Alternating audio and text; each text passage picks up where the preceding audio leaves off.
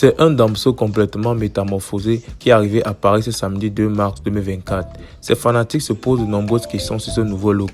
Après avoir mis sa carrière musicale entre parenthèses l'an dernier et désactivé ses comptes réseaux sociaux, le rappeur belge Damso a été retrouvé complètement métamorphosé dans les rues de Paris ce samedi 2 mars 2024, alors qu'il participe à la Fashion Week.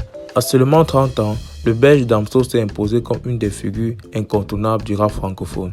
Récompensé par une victoire de la musique en 2019, il a à son actif 4 albums en solo, dont le dernier Calf, sorti le 18 septembre 2020.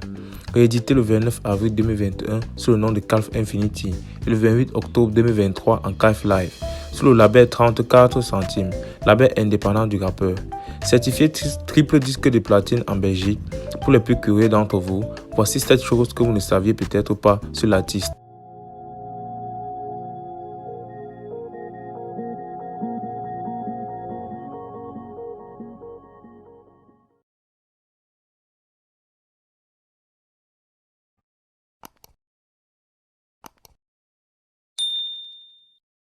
Un.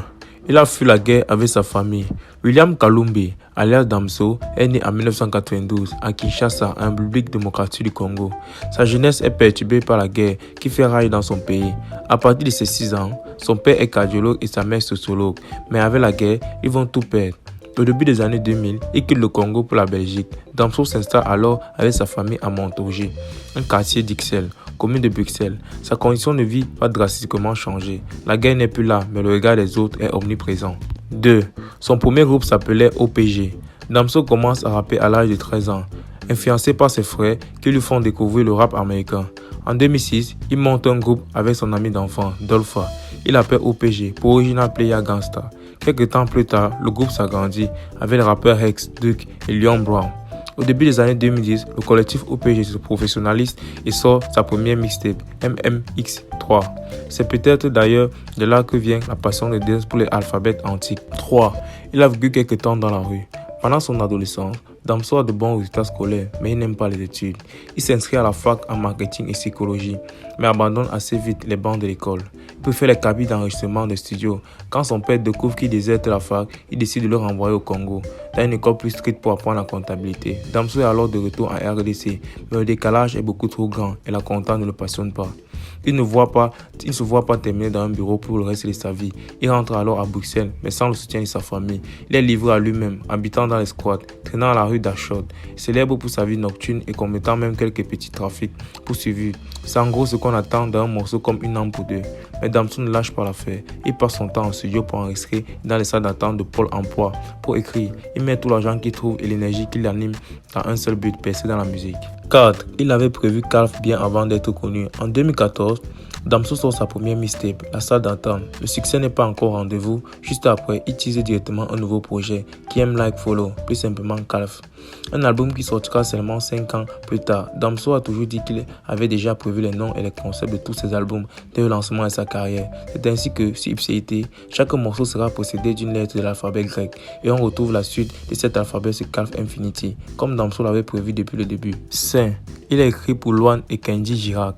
La plume de Damso n'a laissé personne indifférent, notamment dans la chanson française. Kenji Girac qui franchit le pas en 2018, faisant appel à Dems pour lui écrire quelques titres, notamment le tube Maria Maria.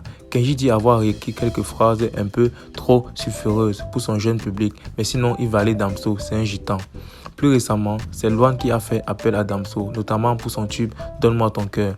Luan raconte qu'ils ont juste discuté longtemps de la vie autour d'une bière et qu'à la fin de la soirée, puis de la nuit en studio, la chanson était finie, du sur-mesure. Damso lui dit qu'il voit déjà des rimes quand il parle de la vie avec les artistes autour d'une bière. Bref, si tu bois une bière avec Damso, fais attention, si ça se trouve, un tube est en train de se faire. Damso écrit ton âme juste entre les bulles. 6. Il voulait percer comme beatmaker à la base. Pendant ses premières années musicales, Damso produisait ses propres instrumentaux.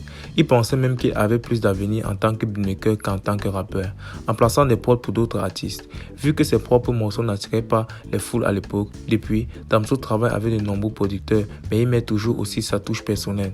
Très attentif à la qualité des textures sonores, le beatmaker est toujours là. Et ce n'est pas le seul artiste belge qui pensait en mode producteur à l'époque.